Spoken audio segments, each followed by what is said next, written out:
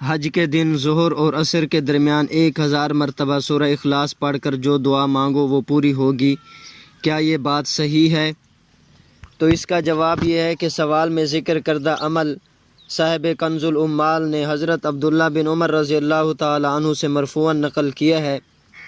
البتہ اس عمل کا تعلق میدان عرفات اور حجاج کرام سے ہے، غیر حجاج کے لیے یہ عمل نہیں۔ البتہ سورہ اخلاص کے پڑھنے کے بارے میں بہت سی احادیث وارد ہوئی ہیں۔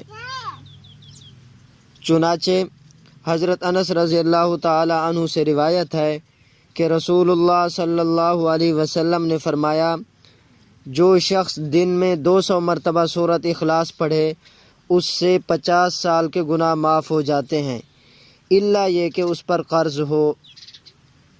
اور ایک اور حدیث شریف میں جس کے راوی بھی حضرت انس رضی اللہ تعالی عنہ ہیں، آپ صلی اللہ علیہ وسلم نے فرمایا کہ جو شخص سونے کا ارادہ کرے اور دائیں کروٹ پر سو جائے پھر 100 مرتبہ سورہ اخلاص پڑھے، جب قیامت کا دن ہوگا اللہ تعالیٰ فرمائیں گے کہ اے میرے بندے اپنی دائیں جانب سے جنت میں داخل ہو جا۔ حضرت ابو ہریرہ رضی اللہ تعالی عنہ فرماتے ہیں کہ جناب رسول اکرم صلی اللہ علیہ وسلم نے ارشاد فرمایا کہ سب جمع ہو جاؤ، تمہیں 1/3 قرآن سناؤں گا۔ جب صحابہ کرام رضوان اللہ علیہم اجمعین جمع ہو گئے تو آپ صلی اللہ علیہ وسلم تشریف لائے اور سورہ اخلاص پڑھ کر سنائی اور ارشاد فرمایا، یہ سورت 1/3 قرآن کے برابر ہے۔ ایک آدمی کو سورہ اخلاص سے بہت محبت تھی اور اس محبت کی وجہ سے وہ اس سورت کو ہر نماز کی قرات کے اختتام پر پڑھتے تھے۔ اللہ تعالیٰ نے اس کی اس سورت سے محبت کی وجہ سے اسے جنت میں داخل کر دیا۔ ایک اور حدیث شریف میں آیا ہے کہ رسول اللہ صلی اللہ علیہ وسلم نے اس صحابی کے متعلق جو امام تھے اور ہر نماز میں قل هو اللہ احد ضرور پڑھا کرتے تھے، جب ان سے اس کا سبب دریافت کیا گیا تو کہا کہ مجھے اس سورت سے بے حد محبت ہے۔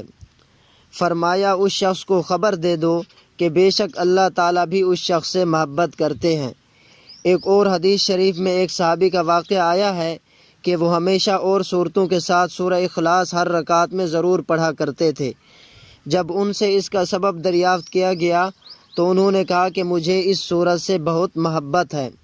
تو اس پر رسول اللہ صلی اللہ علیہ وسلم نے فرمایا، اس سورت کی محبت ہی تم کو جنت میں داخل کر دے گی۔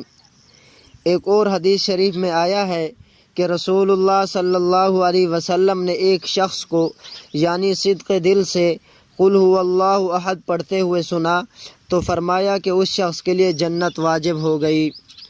واللہ تعالی اعلم بالصواب۔